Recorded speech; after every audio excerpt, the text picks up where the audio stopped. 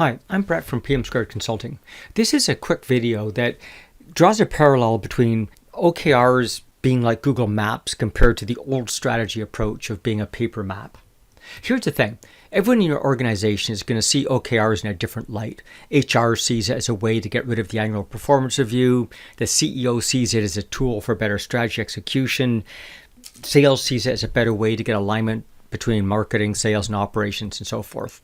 So they all see it in a different way, but there's a common theme. And that common theme is it helps us navigate either the corporate level, the department level, the team level, the individual level. What do I mean by that? Well, in the good old days when we used to navigate from using paper maps, the dilemma is you could be a long way off course before you know about it. And once you found you're off course, it's not immediately obvious how you get back on course, nor do you have heads up of what issues are ahead of you and so forth. So it was the best tool we had back then, but it really is. But navigating with maps is really similar to how most organizations are currently running their strategy execution processes. We set the beginning point, we set the end point, and we kind of hope we stumble our way along in the right direction in between. And we really don't track it in near real time. Now, the compare and contrast, obviously, is if we move to take a look at what happens when we navigate using a cell phone, using something like Google Maps. And the parallels are uncanny.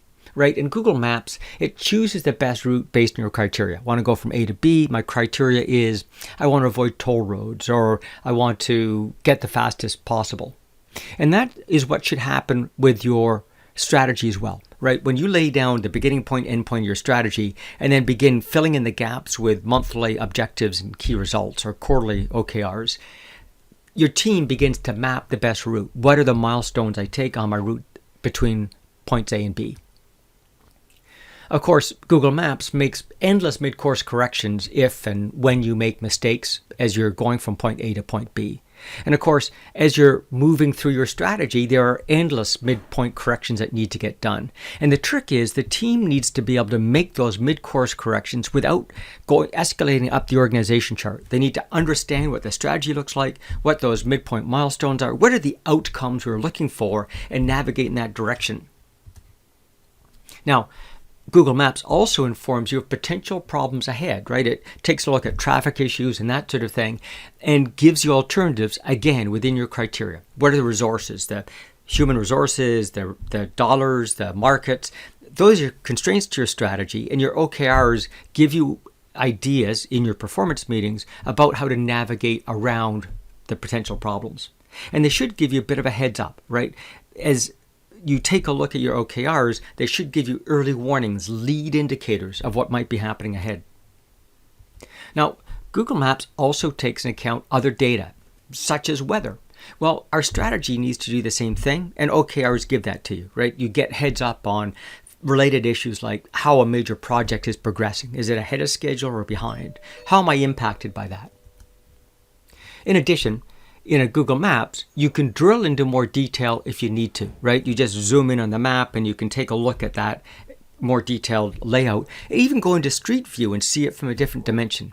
Wouldn't it be interesting if in your OKRs you could do the same thing? I can, go from the corporate level to the department to team, team to individual, and then I can begin to look at it by multiple dimensions. For example, if I begin to look for the systemic issues, maybe I have an issue by brand. So I want to filter all my OKRs and show mine related to that product or the brand. Or maybe it's a region. Let's rotate and filter based on the region, or a process, or an owner. So the idea is your OKR system, like Google Maps, allows you to drill in more detail and take a look at it from other angles to try to problem solve. Of course, Google Maps gives you real-time progress reports, right? That little arrow lets you know how you're plodding along on the course, and your OKRs do the same thing, right? OKRs can move at the cadence of your business, whether it's hourly updates, daily updates, weekly updates, monthly, quarterly, whatever it takes. And you'll find that different departments move at different cadences. So maybe development and operations, they've got daily stand-up meetings, whereas marketing meets once a fortnight. The idea is it gives you feedback at the pace of your business. And of course, with Google Maps, I can drop in milestones along the way. So I make sure that I hit those midpoint outcomes as well as the end point. Again, your strategy is the same. What are the midpoint outcomes I need? Phase 1 done by Q1, phase 2 done by Q2, etc.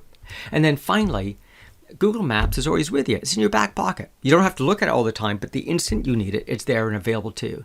What if your OKRs were the same? You're on a business trip, whip out your phone, you can see how you're progressing. You're in a meeting, you can take a look at it. You can rotate the data. You can do that systemic analysis I talked about before with you on a vacation, heaven forbid. So the idea is the metaphor between a paper map and Google Maps in the OKR world is the old annual, fairly flat strategic planning process compared to what we need now, which is agile management.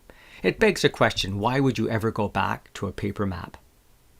Hopefully this has given you some food for thought about how to use OKRs as a strategy execution tool. Thanks for your time.